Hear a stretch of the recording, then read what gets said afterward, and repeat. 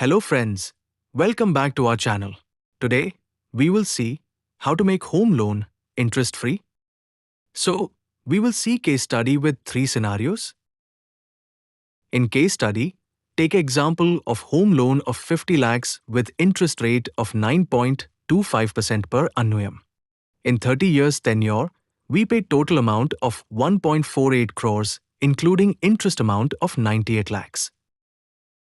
In scenario 2, with 25 years tenure, we pay total amount of 1.28 crores including interest amount of 78 lakhs.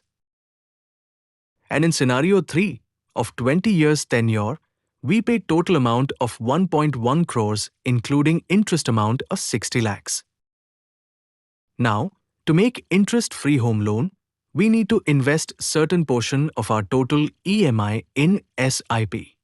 In scenario 1, we need to invest monthly 1,550, which is 4% of total EMI for next 30 years with ROI of 15% per annum.